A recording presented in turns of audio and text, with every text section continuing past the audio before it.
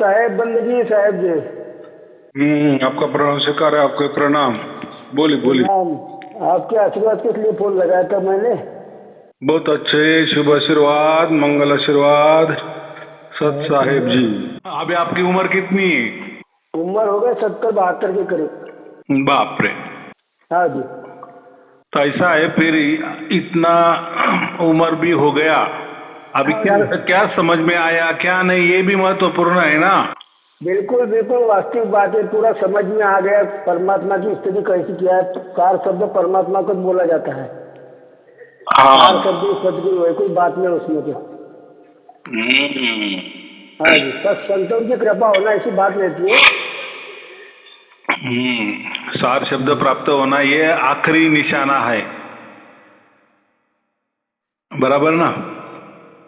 तो कैसा है, जैसा मोबाइल रहता है रिचार्ज करना पड़ता है, वैसा भी ये मन को रिचार्ज करना पड़ता है ना। अगर नहीं तो क्या है, फिर संशय में आ जाते हैं। ये बोलता है अरे ये तो गलत है, अरे वो तो बोलता है नहीं ऐसा नहीं, वो तो ऐसा है। नहीं, साक्षात्कार स्त्री बनने में संशय उत्पन्न नहीं होता फिर तो क्या जो कच्चे लोग रहते हैं उनके लिए वो बात सही है आपकी वाली। हाँ, अभी आपने बराबर बात की। जो कच्चे होते हैं ना, माने जो हम कहते हैं कि उन्होंने कुछ देखा ही नहीं, क्या होता है धर्म, क्या होता है पंथ, क्या होता है गुरुआ लोग, क्या कैसे विचारधारा अलग अलग होती है, ज्यादातर कोई देखता नहीं, कोई किसी को मालूम नहीं होता। बोले ऐसा है, हम सर्विस करते हैं, व्यापार करते हैं, उसमें थोड़ा टाइम निकालते हैं और किसी गुरु का सुन लेते हैं, बस फिर जो वो कहता है उसे से मान लेते हैं, जुट जाते हैं। लेकिन ऐसा नहीं होता ना, ऐसा नहीं होता। हाँ सही बात है। बाजार है, ये बाजार में बहुरंगी बहुढंगी सब बिकने को रहता है। हमें क्या चीज जरूरी है, कौन सी नहीं है, और उसकी परख भी होनी चाहिए ना। जरूर जरूर जरूर, वास्तविक परख होना चाहिए। परख होने पे आदमी पक्का होता है। तो लोग परख नहीं करते, परख माने लोग समझते ही नहीं, लोगों को कुछ भी नहीं समझता, ऐसा समझो। नहीं, इसलिए संतों ने बिरला इसलिए कहा है ना, इसलिए बिरले की बात बताई संतों ने। तो परमात्मा को कोई मानने वाले नहीं होते, और वो बोलते वो क्या खाने की चीज है और क्या करना है हमें। सही है ना। हमारा संसार। लेकिन जैसी जैसी उम्र हो जाती है ना, तब सब अकल ठिकाने पे आ जाती है। जरूर जरूर जरूर, वास्तविक बात है। इसलिए वानप्रस्थ जो आश्रम है ना, हम जो कहते हैं 50-60 साल के बाद ही वानप्रस्थ माने वन में जाना पड़ता था। हाँ चलो संसार छोड़ के तो वानप्रस्थ में दोनों भी जाते थे, इसलिए जाते थे क्योंकि उसने पूरा संसार का अभ्यास किया। अभी तक ऐसा है जो संसार में ही है, तो वो क्या आध्यात्म का सोचेंगे, क्या उसको मालूम है धर्म क्या होता है, पंथ क्या होता है। वो तो ऐसी बना बनाई बातें यहाँ वहां से कोई तो भी उठा लेना, कोई बता देता है, कोई पढ़ लेता है, कोई बोल देता है, वैसा यात्रा। और लोगों का ऐसा लगता है हाँ ऐसा तो होता है, क्या होता है, वो गुरु होता है, गुरु के पास जाना, वो कोई मंत्र देता है, बस वो जपना हो गया, बस अध्यात्म हो गया, ऐसा लोग बोलते हैं। भाई माया का प्रभाव ज्यादा रहता है उनके ऊपर, माया चर्चा नहीं हुई थी। माया का प्रभाव। और बात ऐसी है कि गुरु बताता नहीं ना उसको कुछ, क्योंकि गुरु भी बिरले थे ना साहब। हाँ बिरले, क्योंकि सही वास्तविक बात बताने वाले गुरु पृथ्वी पे बहुत क्या बहुत ही बिरले मिलेंगे, मैं तो है कि गुरु को ही मालूम नहीं होता। हाँ जी, गुरु तो यही सोचता है ना, मेरे लाखों करोड़ों शिष्य कैसे बन जाएंगे, मेरी कॉलर कैसी टाइट हो जाएगी, मेरी कॉलर टाइट हो गई तो फिर राजनेता भी मेरे पास आएंगे, सरकार भी घुटने टेकेगी। वो अपना शक्ति का दिखावा करने के लिए शिष्य जमा करता है ना। वो बताए कि झूठे गुरु अजगर बने लटके से ले जाए। संगत चीटी में पूरा मांस लोट लोट कर खाए, पर ये समझता नहीं उनको भी बात है। वहाँ पे हिसाब बराबर देना पड़ेगा, बिस्कुट क्यों चलेगी वहाँ पे? परमात्मा के पास बिस्कुट नहीं चलती। तो ऐसा है कि गुरु भी आगे का नहीं सोचता, नहीं सोचना पड़ेगा ना। तो वो अपने शिष्य को क्या सोचने को मजबूर करेगा, ये भी बात है ना। ठीक बात है, सही बात है। तो ये कैसा है, देखो गुरु गुरु का काम कर देता है, माने उसको लोग जमा करने पड़ते हैं, वो जमा करते, फिर वो उसके लिए कुछ भी युक्ति प्रयुक्ति का मार्ग अपनाते हैं, कोई भी झूठ का सहारा लेते, चलो उनका तो अब समझो धंधा है। लेकिन जो ग्राहक है या समझो जो शिष्य लोग है, उनको तो समझना चाहिए ना हम क्या देख रहे हैं या हमें क्या प्राप्त करना है, किस लिए प्राप्त करना है। तो बोलते ग्राहक राजा, जागरूक चाहिए ना। जरूर जरूर जरूर कि ये वस्तु हम खरीदी कर रहे हैं, ये बराबर है कि नहीं है, तो उसकी सब जांच होनी चाहिए। तो व्यवहार में हम सब जांच करते हैं, लेकिन आध्यात्म में कोई जांच नहीं करता। अध्यात्म में तो बहुत बिरले मिलेंगे शायद, बहुत बिरले, बिल्कुल बिल्कुल तो है कि नहीं, क्योंकि माया का प्रभाव सभी जीवों पे पड़ा है। निरंजन का राज्य है।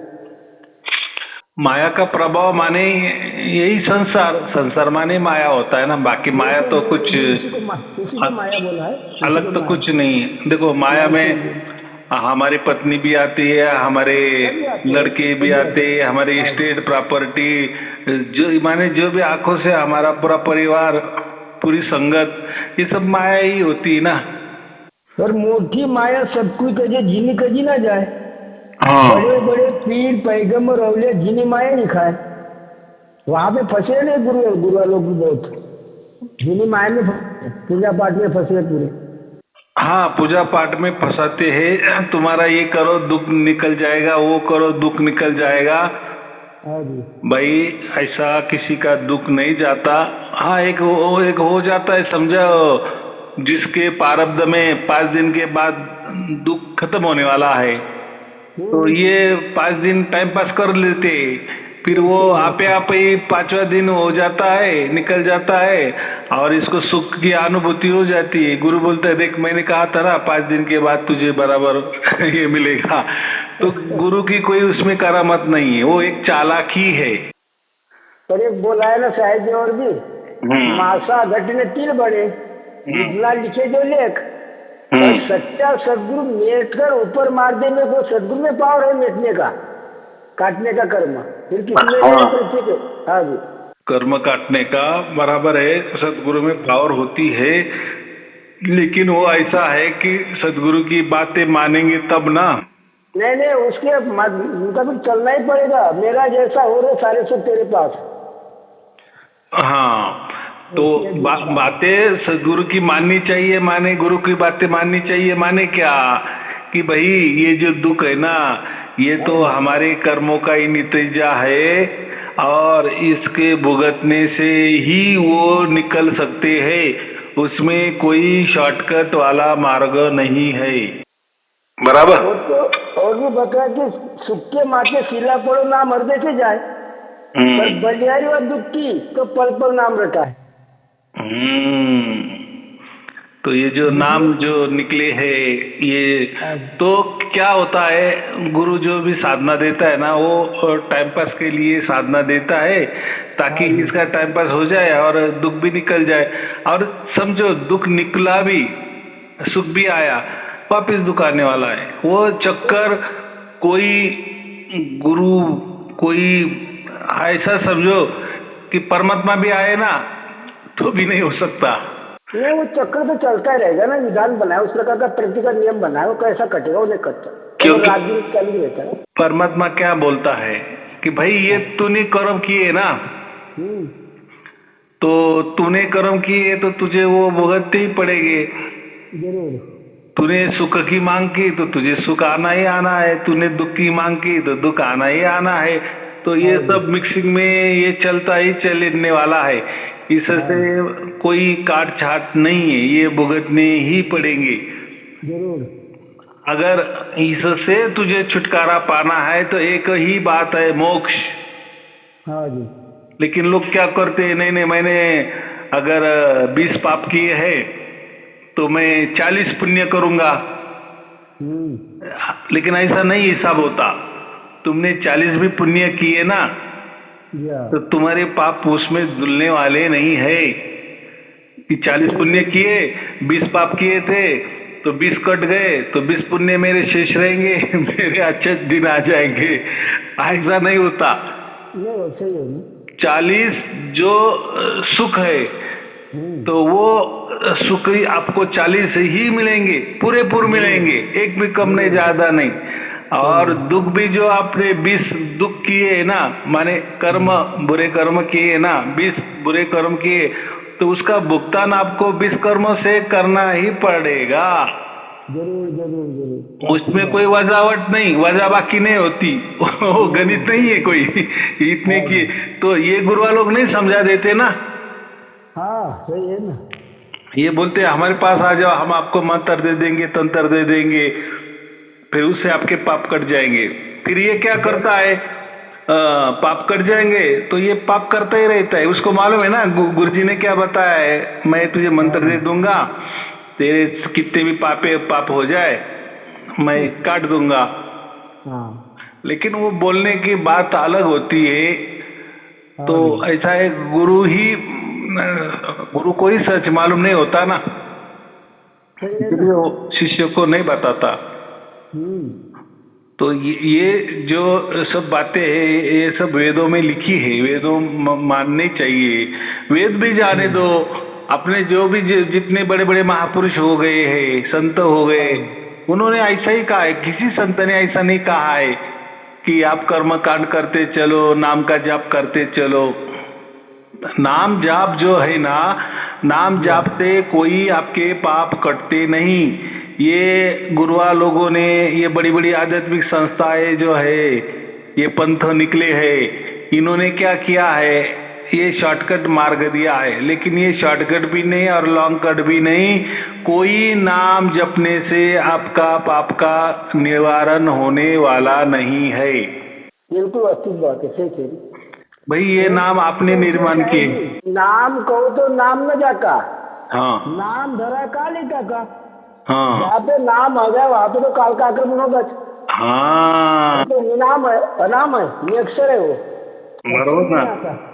नाम में काल आ जाता है, माने समय, माने आपने ये समय के अंदर ही निर्माण किया ना। माने ये जब प्रकृति चल रही थी, सृष्टि चल रही है, उसमें ही आपने वो नाम बनाया ना।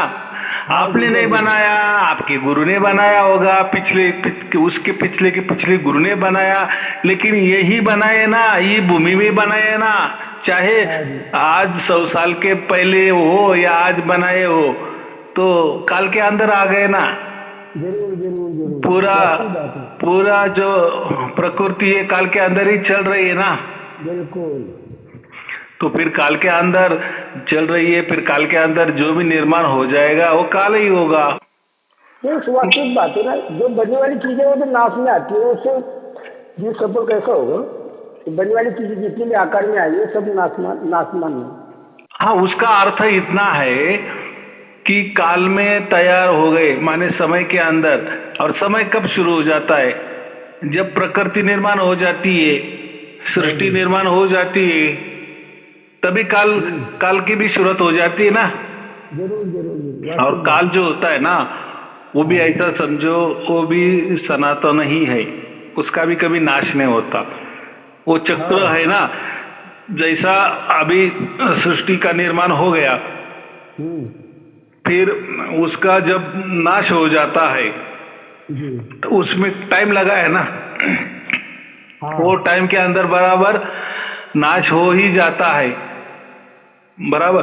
तो नाश हो जाने के बाद वापिस जब सृष्टि की निर्माण हो जाती है तो वो कैसा क्या बराबर शुरुआत होती है, कितना काल जाने देना पड़ता है।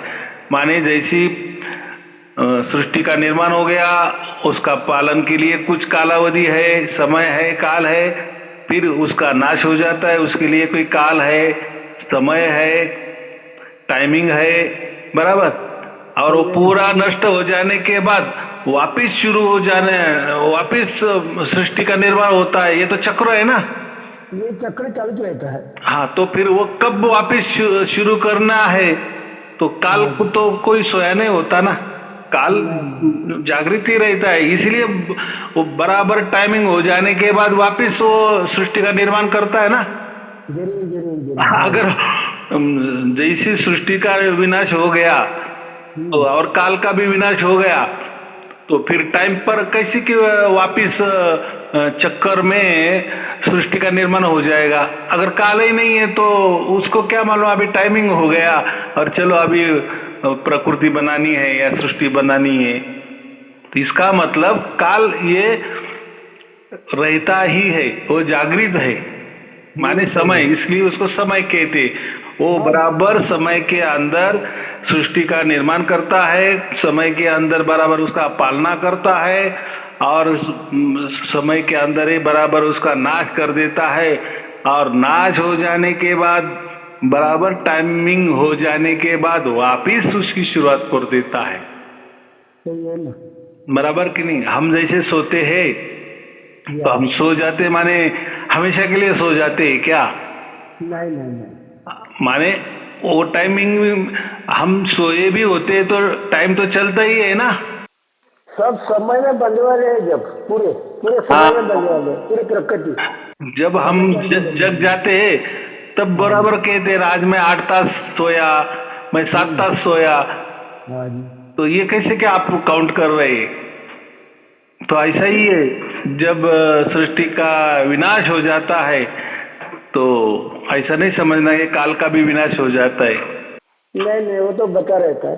हाँ, जैसा मैं उदाहरण देता हूँ ना, जैसे हम सोते हैं अलार्म चालू होता है, चालू रहता है ना, वो हम सो जाते हैं लेकिन अलार्म चालू रहता है। जैसा टाइम हो जाता है, हमने जो सेट किया होता है टाइमिंग 4 बजे का 5 बजे का, वो बराबर बजता है। अगर हम सो गए और अलार्म भी सो गया, घड़ी भी सो गई, समय भी सो गया तो टाइमिंग में कैसे क्या वो उठाएगा?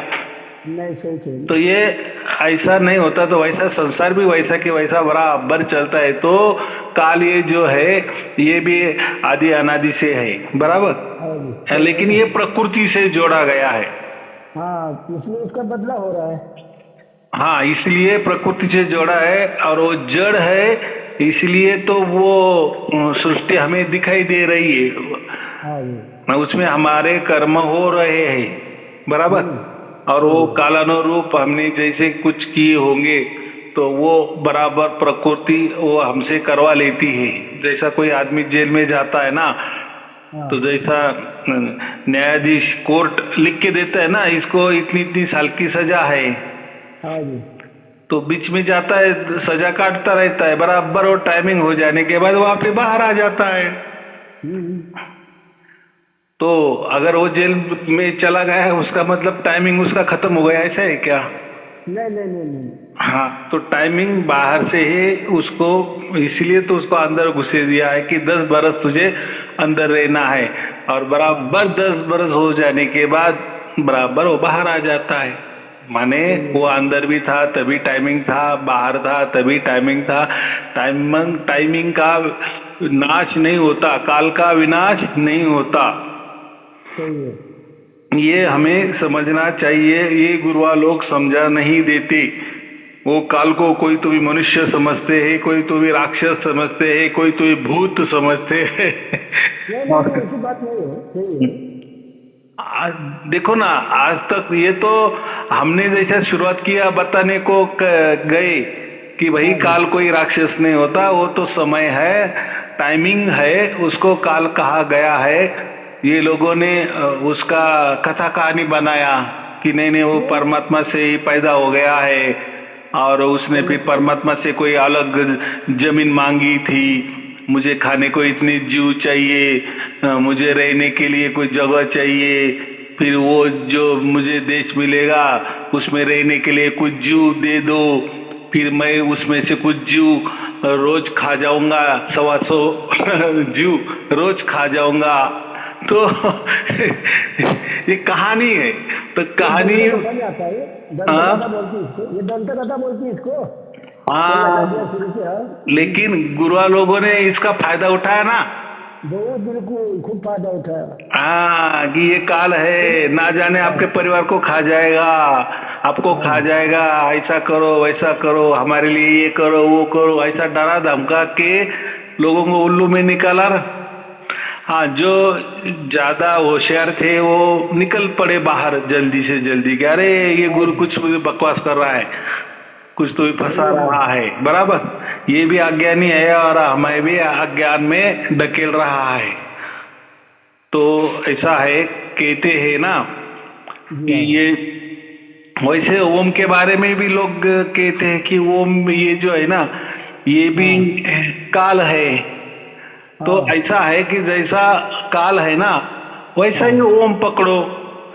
देखो ओम जो है ना, जैसी सृष्टि बनती है ना उसके लिए ओम का काम शुरुआत हो जाता है और वो भी काल के अंडर में आ जाता है। वो मंदिर जिसका आकार बन गया वो हो गया वो। हाँ, तो ऐसा है कि ओम के अंदर अ उ म है, सत्व रज तम है। लेकिन देखो सत्व रज तम है लेकिन उसका भी नाश नहीं होता। मैंने क्या कहा, जब सृष्टि का प्रलय हो जाता है तो ये सत्व रज तम ये काल ये अपने सुषुप्ति अवस्था में जाते हैं, लेकिन ऐसा समझो कि जागृत रहते, लेकिन सुषुप्ति में चले जाते हैं।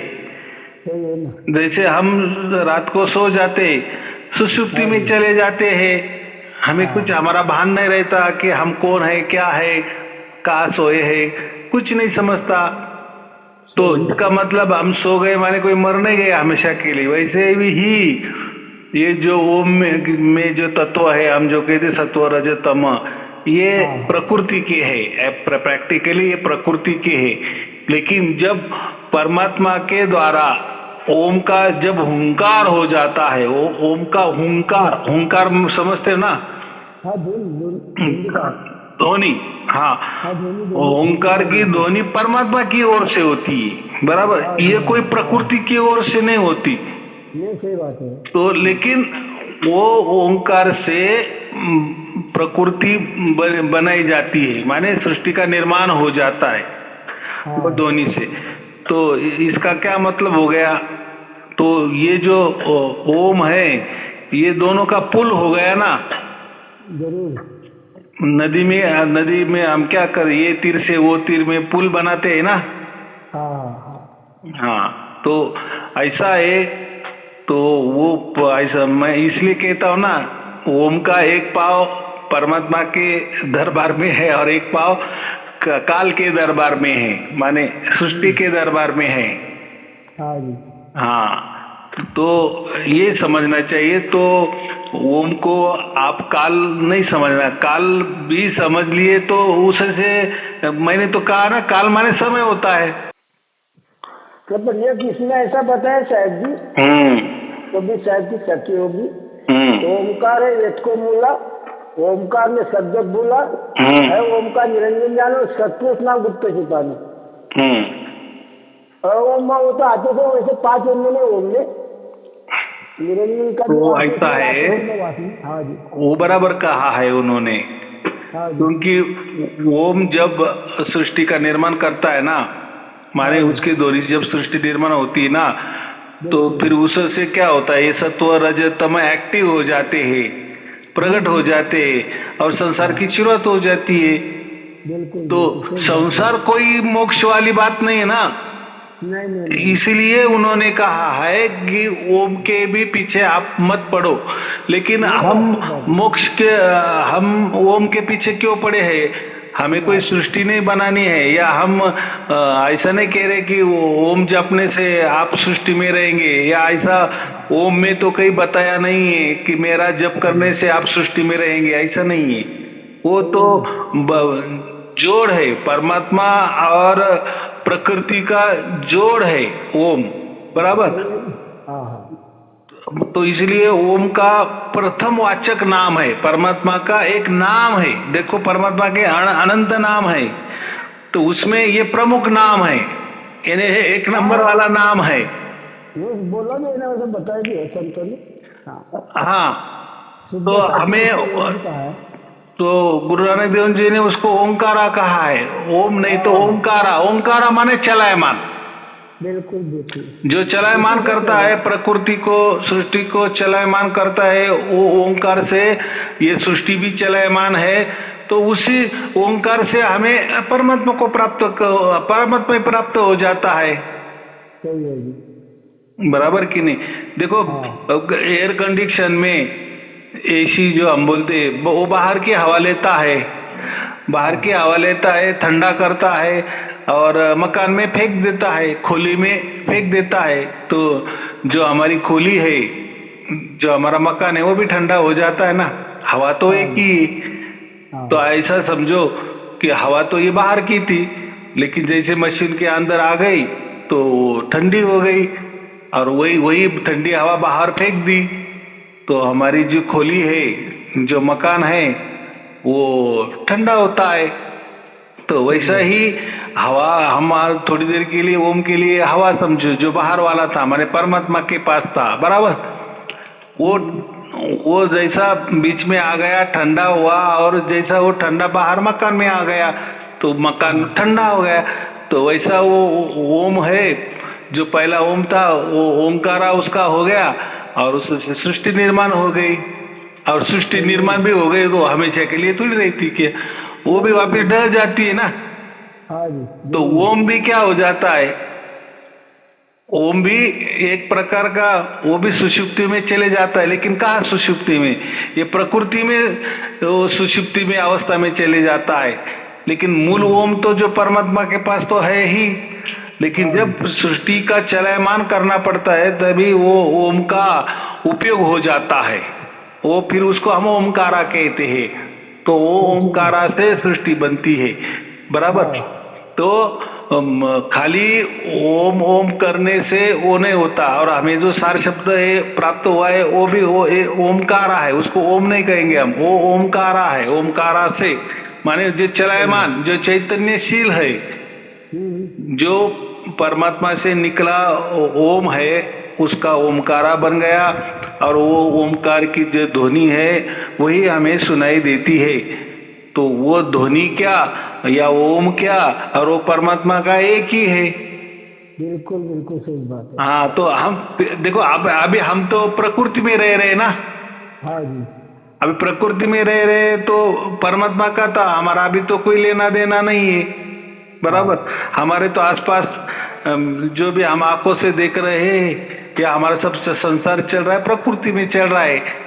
लेकिन ऐसा है कि हमें ये प्रकृति में मनुष्य जन्म मिला है, जानवर का जन्म नहीं मिला है, कोई जीव जंतु का जन्म नहीं मिला है, मनुष्य का जन्म मिला है। तो हमें अभी वापिस जाना है परमात्मा के पास। तो ये ओम का ही हमें तीर बनाना है और निशाना ब्रह्म को लगाना है। ब्रह्म माने परमात्मा को लगाना है। तो ये भी एक पुल ही हो गया ना, जोड़ने वाला ओम क्या हो गया, पुल हो गया। उसी से पार होना पड़ता ना। हाँ, अभी लेकिन हमारा सार शब्द का क्या हो गया, वो तो वहां से आया है। जो ओमकारा से पूरा ब्रह्मांड बन गया, वही ध्वनि हमें समझ में आ रही है। हमने वो जान लिया। अभी ये ध्वनि कहाँ से आ रही है, समझो परमात्मा से आ रही है, बराबर। हम रह रहे प्रकृति में, सृष्टि में, तो यहाँ तक आ गए, हमारे पास आ गए ना। और सृष्टि में तो पहले तो आई, इसलिए तो सृष्टि बनी ना, चलायमान, सृष्टि चलायमान बन गई। और अभी जो सार शब्द हमें प्राप्त हो गया तो हम भी चलायमान हो गए। अभी चलायमान माने हमारा आत्मा एक्टिव हो गया, माने हमारा आत्मा को अभी समझ में आ गया, ज्ञान हो गया, आत्मज्ञान हो गया, बोध हो गया, प्रबोध हो गया कि अरे हम तो परमात्मा के हैं, हम उस देश से आए हैं, हम कोई ब्रह्मांड से नहीं आए हैं, बराबर। यहाँ 3 स्टेज है। ये पूरा ब्रह्मांड ये है, समझो 1 रुपया में 25 पैसा या 100% में से 25% ये सृष्टि है, ये प्रकृति है, ये ब्रह्मांड है, बराबर। और 75% तो खाली जगह है ना, माने खाली माने परमात्मा से भरी हुई। हाँ, वहाँ वो जो 75% है, 75% जो बची जगह है परमात्मा की, उसमें कोई ब्रह्मांड नहीं है। बराबर, मैंने क्या कहा, 100% ब्रह्मांड जो है, 100% जो परमात्मा है, उसमें से 25% जगह ये ब्रह्मांड ने ले ली है। बराबर, हाँ, लेकिन 75%, 75% तो बची है ना। हाँ, उसमें तो कोई ब्रह्मांड नहीं है, क्योंकि ब्रह्मांड तो 25% में हो गया है। तो खाली जो जगह बची है, तो वहां जो परमात्मा है, हमें उस स्थान में जाना है। बराबर, क्योंकि अगर कोई बोलेगा हमें कोई गोलोक में जाना है, कोई वैकुंठ लोक में जाना है, कोई ब्रह्मलोक में जाना है, कोई सतलोक में जाना है, तो ये जो लोकांतर है, ये सृष्टि में ही है ना, ब्रह्मांड में है ना। तो ये ब्रह्मांड में है, माने ये काल के अंदर आ गए ना। हाँ, क्योंकि स्वयं ब्रह्मांड जो है वो काल के कब्जे में है ना, माने काल के अंदर है ना, वो उम्र के अंदर है ना, समय के अंदर है ना, उसको अब काल कहते हैं। बराबर, 3 मंडल बताए वैसे, प्रकृति मंडल, आत्मा मंडल और परमात्मा मंडल। हाँ, तो हमें परमात्मा मंडल में जाना है। किसको जाना है? ये आत्मा को जाना है। अभी आत्मा किसके मंडल में है? प्रकृति के मंडल में है। बराबर, हाँ। और ऐसा ही समझो, फिर ये जो अलग अलग लोकांतर है ना, ये सब सृष्टि वाले ही है, माने ये ब्रह्मांड में ही खेला है। तो लोग बोलते हैं ना, हमें ये लोग जाना है, सतलोक में जाना है। भाई, माने इसका मतलब क्या है? आप ब्रह्मांड में ही रहना चाह रहे हो ना, अभी भी ब्रह्मांड में है और वापिस कुछ तो भी किसी तो भी लोक में जाने वाले हो। तो कबीर साहब ने कोई लोकांतर की बात नहीं की है। उन्होंने क्या कहा है, देखो ये जो ब्रह्मांड है, ये तो आकारों में है ना। हाँ, सगुण साकार में है ना। जरूर। हाँ। लेकिन कबीर साहब क्या बोले, मेरा ठिकाना अधर है। अधर माने अभी तो हम पृथ्वी के सहारे खड़े हैं ना, जमीन के ऊपर है। हमको ऐसा अधर कहाँ कहेंगे हम लेकिन हाँ, लेकिन कबीर साहब क्या बोले, हमारा जो ऐसा ठिकाना अधर है, माने कोई आधार नहीं उसको, तो वो जगह हमें जाना है। वहां ना ही कोई पशु है, ना पंछी है, ना कोई वृक्ष है, ना कोई जमीन है, ना कोई आसमान है, ना कोई चांद है, ना कोई सूरज है। इसका साफ मतलब है ना कि वो कोई ब्रह्मांड की बात नहीं कर रहे हैं। वो तो बताएं कि अधर दिल्ली का पीओ को अधर ही दर्शन हो, और काया के बाहर लेके संत कहावे से। बराबर, हाँ जी। तो उन्होंने वो मोक्ष की बात की ना, मोक्ष की वाली जगह की बात की ना, उससे वहां हमें जाना है। फिर हम वहां ब्रह्मांड के नियम नहीं लगेंगे। अभी हम ब्रह्मांड में है ना, तो हमें ब्रह्मांड के नियम है, माने हम काल के अंदर है। जरूर। तो ऐसे फिर लोग बोलते हैं कि ओम जो है ना, ओम भी एक काल है, लेकिन ऐसा नहीं है। ये जो ओम है ना, ये दोनों का समांतर पुल है परमात्मा और प्रकृति में। जैसे आपने बकाना मंडल, परमात्मा का मंडल और ये प्रकृति वाला मंडल, ये दोनों को सेतु है। सेतु, ओम क्या है? सेतु। वही से जुड़ा लाइन है, परमात्मा से इधर जुड़ा प्रकृति में इन्होंने। हाँ, तो ये देखो हमको सार शब्द वैसा प्राप्त हो गया ना, परमात्मा की ओर से ही वो ओम, जो उसको हम ओमकारा कहते हैं, वो सेतु बनकर ही हमारे पास आया ना। जरूर, बिल्कुल। तो चलो, जिसको सार शब्द प्राप्त नहीं है, तो उसको भी उसका उल्टा ही करना पड़ेगा ना, तो उसको ओम का ही सहारा लेना पड़ेगा ना, क्योंकि ओम ये सेतु है, पुल है, दोनों के जोड़ दिया है, माने ब्रह्मांड और परमात्मा का ये दोनों में ये पुल है, ये सेतु है ओम। तो इसीलिए ओम जाना है। तो ये अभी ये बातें संतों को नहीं मालूम थी कोई, तो फिर उन्होंने कह दिया कि अरे क्या बात कर रही है, ओम तो हम बोल रहे हैं, ये तो सत्वरजतम है, ये तो काल के अंदर ही है। भाई, वो काल के अंदर नहीं है, समझे तो काल के अंदर भी है, और समझे तो परमात्मा के अंदर भी है तो जोड़ किसको कहते? ये तीर से जो नदी के जो दो तीर होते हैं उसमें सेतु बांधा जाता है ना। जरूर जरूर। हाँ, तो वो परमात्मा और प्रकृति माने ब्रह्मांड, ये दोनों को जोड़ने वाला ये ओम है। तो इसलिए ओम के लिए बहुत लोगों ने भ्रांति की है और उसका स्पष्ट निराकरण वेदों ने किया है। जो वेद पढ़ते हैं या वेदों को बारे में सबको मालूम है, फिर वो वेदों को कभी ये नहीं कहेंगे कि वो ओम ये है ऐसा है वैसा है। हाँ, जिनकी पढ़ाई वेदों तक नहीं गई है, अपने गुरुआ लोगों तक कही गई है, या कोई किसी धर्म पंथ कोई वो जुड़ा है, तो वो धर्म पंथ के महापुरुषों ने हो सकता है शायद उनके बारे में ऐसा ही कह दिया होगा कि वो तो काल है, माने समय है, उसको भी उम्र है, तो वो क्या आपको मोक्ष देगा, बराबर। तो वो संसार वाली बात ठीक है। तो भाई ओम क्या, फिर बाकी जो आप अलग अलग नाम ले रहे हो मंत्र के रूप से, कोई राधा राधा बोल रहा है, कोई कृष्ण कृष्ण बोल रहा है, कोई राम राम बोल रहा है, तो ये इससे कैसा फिर मोक्ष मिलेगा? आप अगर चलो इतना ओम तो हम कह रहे हैं कि वो तो सेतु है परमात्मा और प्रकृति के बीच वाला। यहाँ से हमें अगर वो पार जाना है तो वो बीच में हमें वो ओम चाहिए, या परमात्मा से हमें प्रकृति में आना है, ब्रह्मांड में आना है, तो वो सेतु चाहिए, वो जोड़ चाहिए, वो योग चाहिए। जरूर जरूर।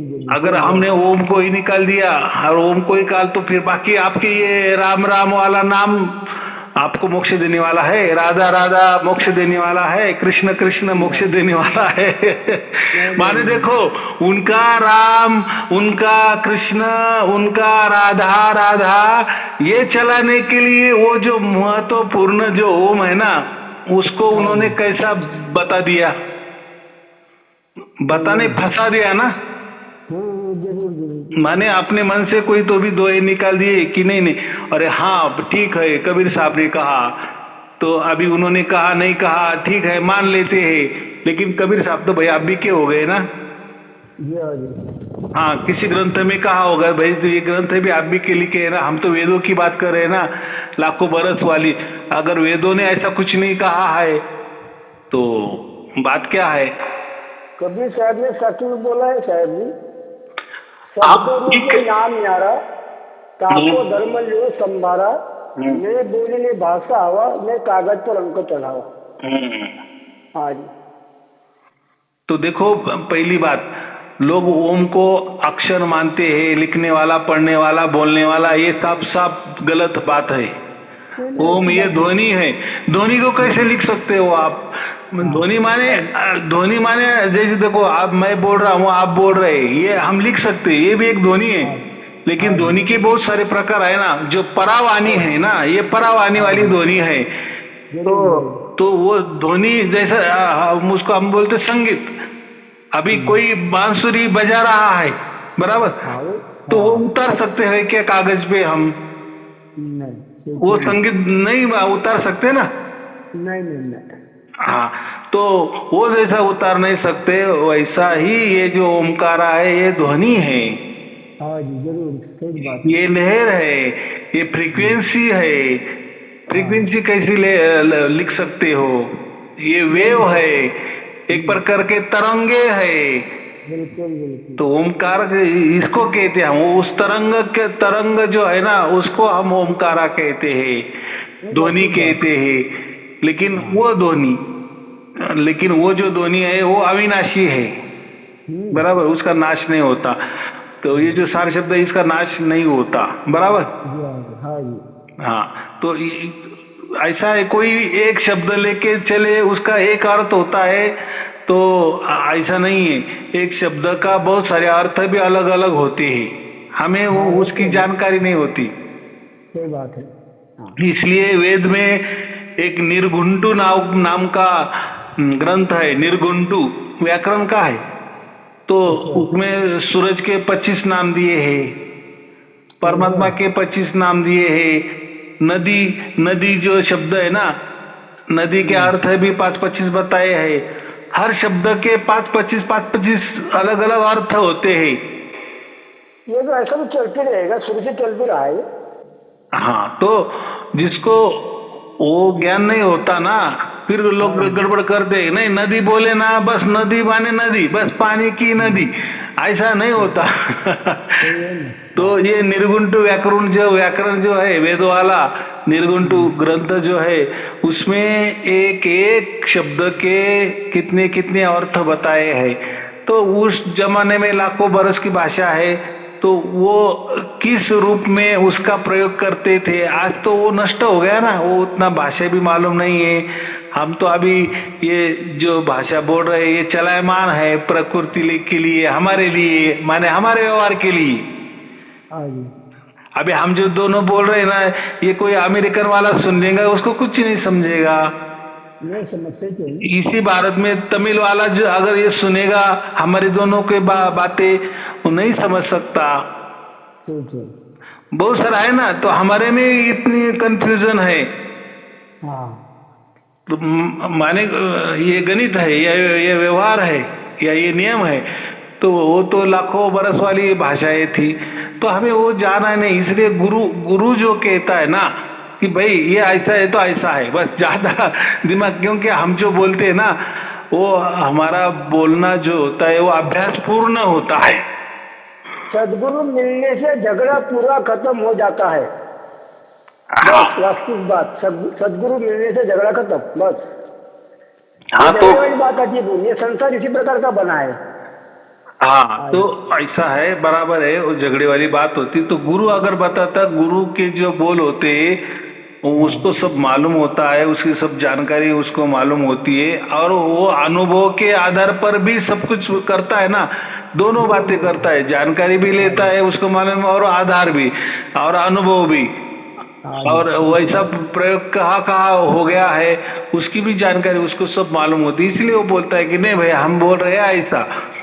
तो भाई अगर समझो आपने कहा नहीं वो संत ने ऐसा कहा, ठीक है, वो संतों की मानो, तो आपके वो संतों की मानने से आपके जीवन में या आपको मोक्ष मिला है क्या, ये बात है। चलो नहीं मिलता ना, नहीं मिला ना, तो हम जो बोल रहे टूटी फूटी कैसे भी बोल रहे, वो टूटी फूटी से आपको हो रहा है ना, जो होने वाला है, जब मिलने वाला है, जरूर जरूर ये महत्वपूर्ण है ना।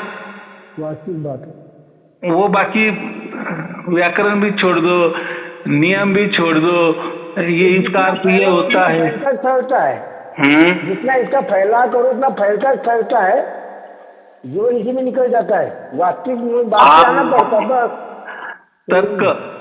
देखो परमात्मा को समझने के लिए तर्क का जरूर आधार लेना पड़ता है। लेकिन जब परमात्मा प्राप्त हो जाता है ना, तब हमें समझ जाता है कि ये तर्कों का कुछ काम नहीं था। बस हम व्यर्थ झगड़ रहे थे कि हमारे गुरुजी ऐसे ना, हमारे गुरुजी वैसे नहीं, उन्होंने ऐसा क्यों बताया। जैसे मैं बोलता हूँ ना, हम जब नौकरी हमें सर्विस लग जाती है, तो सर्विस में जितना हमने पढ़ाई लिखाई की थी वो कुछ नहीं आता। नहीं भूगोल आता है, नहीं इतिहास आता है, नहीं गणित आता है, वो अलग ही काम होता है। बिल्कुल। तो ऐसा ही होता है, लोग क्या करते हैं, तर्कों में जाता है, नहीं वो हमारे गुरु ने तो ऐसा कहा है, नहीं अरे वो धर्म ग्रंथ ने तो ऐसा कहा है, हमारे पंथ ने तो ऐसा कहा है, हमारी संस्था तो ऐसी कहती, उनकी किताबें ऐसे कहती। भाई छोड़ो, चलो आपने वो आपके गुरु भी पकड़ा, आपका धर्म भी पकड़ा, आपके धर्म ग्रंथ भी पकड़े, आपने सब कुछ पकड़ा, आपको क्या मिला हाथ में?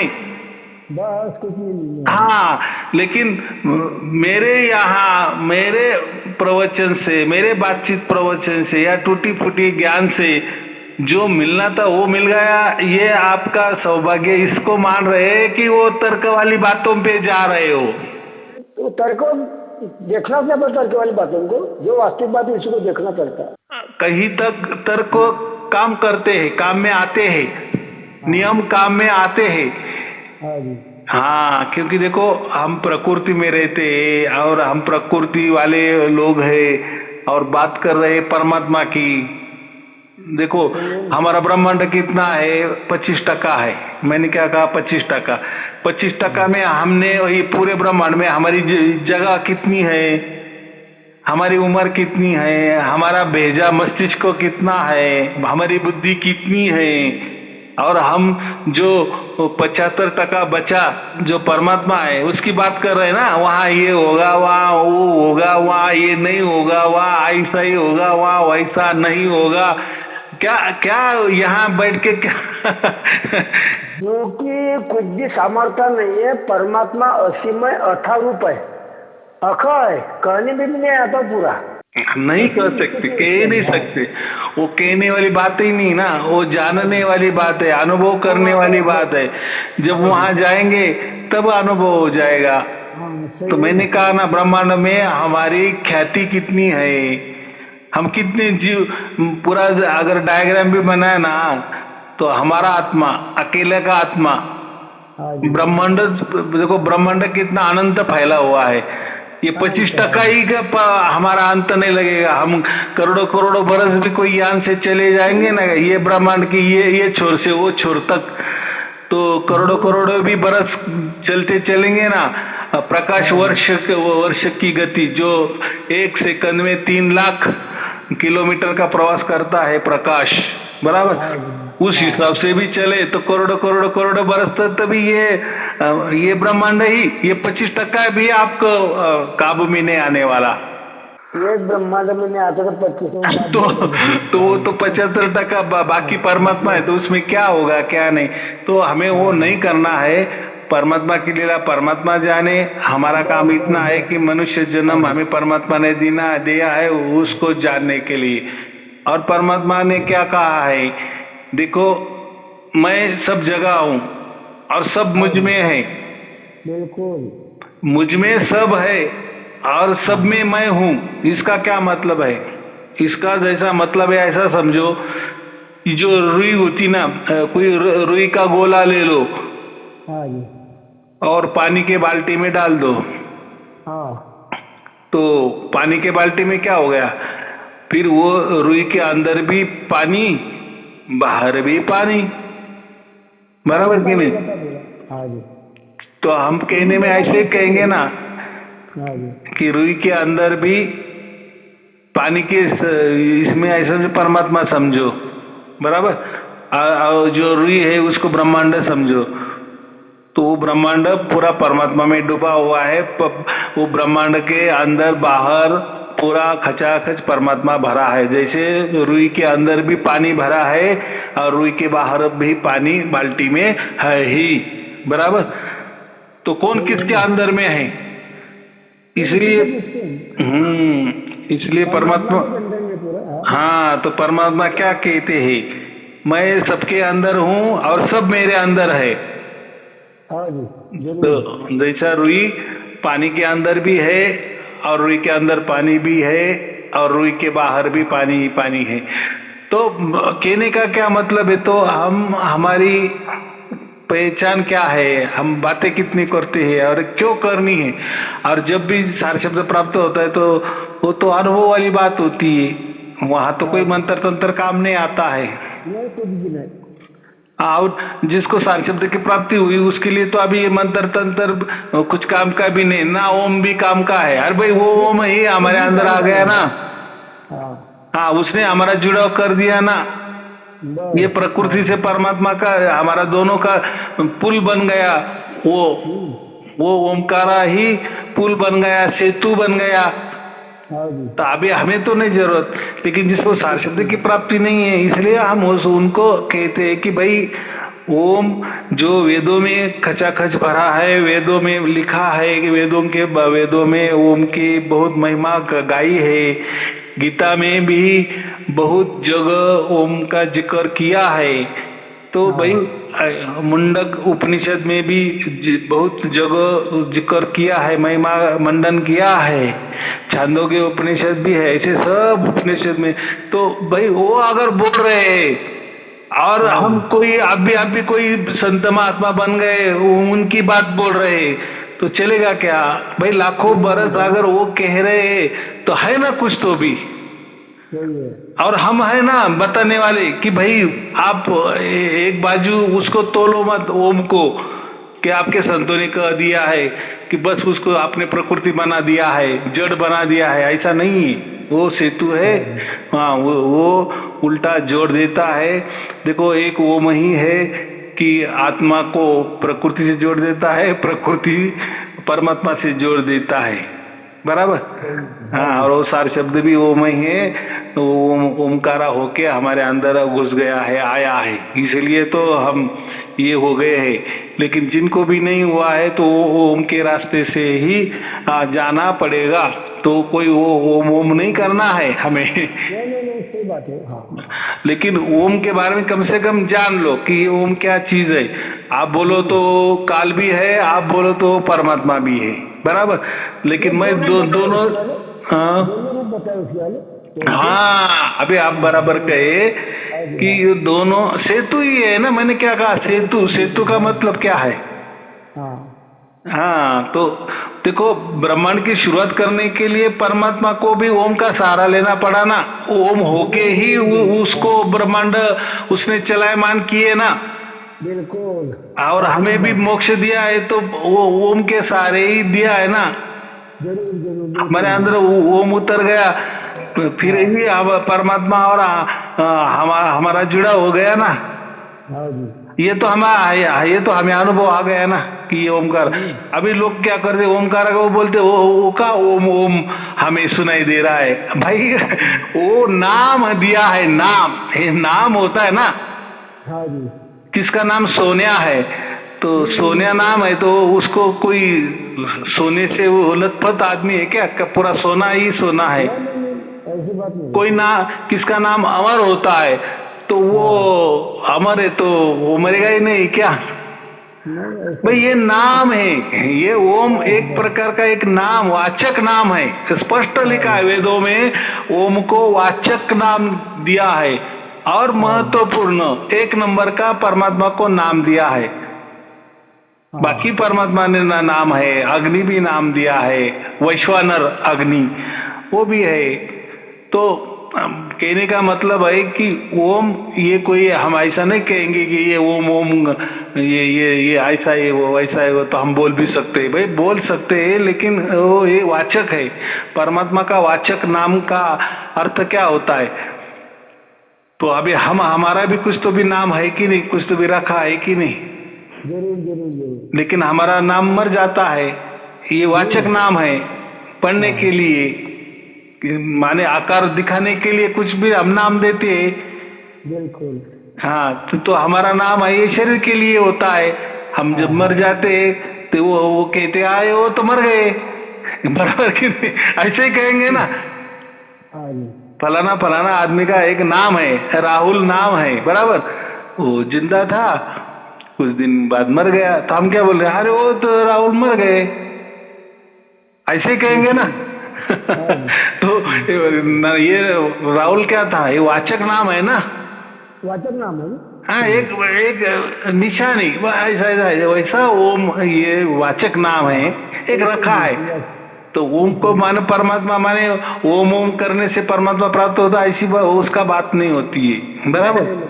हाँ, वो एक ध्वनि है, वो एक प्रणव है और एक वो निशानी है परमात्मा की, बाकी कुछ नहीं है, बराबर। नहीं तो फिर हमने ओम ओम बोल दिया तो हमने फिर परमात्मा बोल दिया, ऐसा उसका अर्थ हो, वो तो हमारे फिर हाथों में आ गया। तो वाचक नाम है। ऐसे तो अच्छा, ये वो तो ये हो गया ओम में, ओम के बारे में। तो लेकिन इनके जो नाम है ना, वाचक नाम भी है, राम, कृष्ण, राधा, बहुत सारे, गोविंद के हजारों नाम है। तो ये नाम से मुक्ति नहीं होती, ऐसा कबीर साहब ने कहा है, बराबर। वो तो बताया कि कोटि नाम संसार में इससे मुक्ति ना हो। हाँ, तो नाम गुप्त है तो बुझ ही नहीं रहा कोई, बराबर ना। तो ये नाम गुप्त इसलिए ना, मैंने क्या कहा कि ये जो ओमकारा है ना, ये तो हम बोल सकते हैं, लेकिन वो लिख नहीं सकते क्योंकि ये लिखने वाला नहीं है। लिखने में आता है, वो का आई में आता है, क ख ग में, वो कोई इसमें नहीं आता है, इसलिए वो वाचक नाम है, वो प्रणव है, वो एक प्रकार की ध्वनि है, वो एक प्रकार स्फुरन है। वो एक प्रकार का हमें स्पर्श देने वाला है, अनुभव देने वाला होता है। लेकिन वो जो हमें स्पर्श देता है, वो जो हम उसको वेव कहते हैं, वो जो तरंग कहते हैं, वो जो हम ध्वनि कहते हैं, वो जो हम फ्रीक्वेंसी उसको कहते हैं, एनर्जी भी कहते हैं, बहुत सारे हम उसको कुछ भी बोल सकते हैं। और उसका वाचक नाम ओम है, उसका वाचक नाम ओम है, बाकी ये नहीं है। बराबर कि या कोई ओम ओम करने से वो आपको नहीं मिलेगा। ओम से जाना जाता है वो। हाँ, ओम से क्या होता है, डायरेक्ट पिन जोड़ी जाती है। जैसे आपने मेरा मोबाइल लगाया तो बराबर अंक दबाए ना, हाँ जी, और ठिकाना पे लगा गया, वैसा ओम का निशाना है। इसलिए मुंडक उपनिषद में क्या लिखा है, ओम का तीर करो, ओम का तीर करो और निशाना ब्रह्मा के ऊपर लगाओ, माने तीर को छोड़ो। वो ओम का तीर बराबर माने वो जो सुरती है, वो ओम वाली सुरती, वो बराबर शब्द माने ब्रह्म, वो ब्रह्म को लग जाएगी। बराबर माने लग जाने माने कोई ब्रह्म को मारना नहीं है बाण से, वो एक प्रकार का एक संकेत है, बताने का एक ढंग है, केंद्रित करने का। हाँ, एक बोध है, वो बोध के लिए वैसा कहा गया है। बराबर। चलो, और कोई पूछना है? बहुत धन्यवाद साहेब जी, आपको बहुत दिनों में फोन लगाया। चलो ठीक है, आपको और आपके परिवार के लिए शुभ आशीर्वाद, मंगल आशीर्वाद। सत साहेब जी, सत साहेब जी, सत साहेब जी, धन्यवाद।